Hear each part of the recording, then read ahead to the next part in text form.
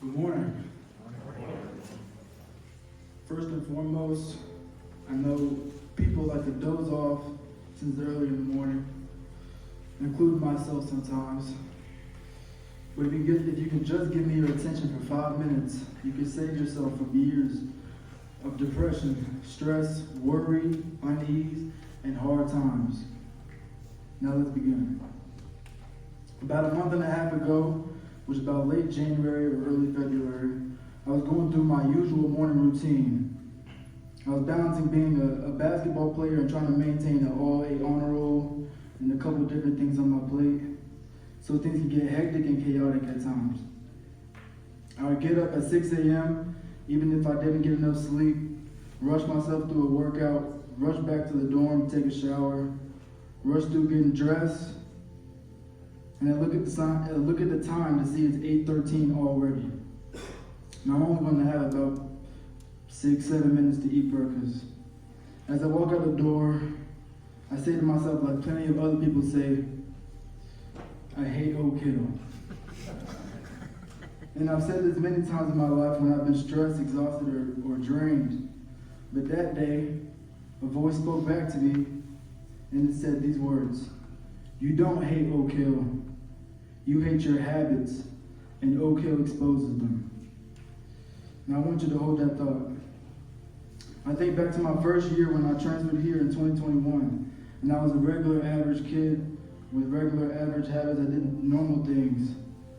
I'd wake up, go to school, come back from school, scroll on social media for about 2 hours, go work out, come back, take a shower, and go to sleep. And wake up the next day repeating the same thing over and over and over again. Now when I transferred, I thought coming to Oak Hill was my free ticket to playing college basketball. But I didn't think that my habits were affecting that at all. I thought Oak Hill was going to put me through the right basketball workouts, keep me away from distractions. I'll be able to eat more food, be around the right people, and it's going to transform me into a bigger, stronger, and smarter person. I came here expecting myself to be a completely different person when I came home 6 months later. But when I came home, I found myself in the same exact spot I was when I first came. Maybe even worse. Bad facial problems, acne, probably even maybe a worse basketball player because my confidence got lower. For the longest, I blamed my environment, being away far from home, the food, the uniforms, phone accessibility, lack of gym time, the teachers, my roommates. But I decided to stop pointing fingers and stop looking outside of myself and start looking within myself. What can I do to change my actions to make sure that next time I come home, I'm a better person? So I got to work. I stopped filling my bottle up with Gatorade during the school day and filled it up with water. I stopped wasting my time before practice scrolling on social media to doing homework or just drop down and do push-ups. I stopped staying up late talking to my girlfriend at the time. And I started to read and write instead. I started taking better hygiene. I ate more food than snacks. I started to plan out my days and weeks. I kept my room more organized, and in less than a month, I found myself living a more fulfilled and purposeful life than before.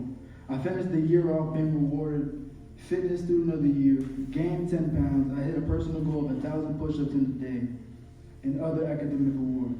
And I came home a completely different and changed person. So it's simple. What changed me was nothing more than my habits. The small daily habits that I took part in every day just by simple changes, I was able to turn my entire life around. Whether you want to acknowledge it now in your teenage years, or when you're in your 30s, or in your 40s, or in your 50s or 60s, you will come to the realization that our habits will determine our direction. Your habits will make or break you. Mr. Grubbs taught us in physics that Newton's third law says, for every action there is an equal and opposite reaction. For every action or habit, there will be a result that is beneficial to you or detrimental to you. So I think back to that day when I said I hated Oak Hill so much. And I understand that indeed that voice in my head was right. I didn't like that I stayed up late on Instagram, which led me to getting less sleep, or doing homework at 11 o'clock at night, or my room being dirty because I got so tired I didn't feel like cleaning it up anymore. And then I wake up the next day with a cloudy and chaotic mind, which led me rushing and eating for only 7 minutes, and then I was grumpy for the rest of the day. It's a domino effect.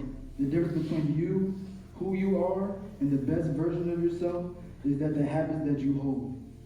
I found that there is no magical door of opportunity or no key to life, but instead we ourselves are doors of opportunities, and our habits are the keys that can open this door to a better life or worse life. Change your habits, change your life. Thank you.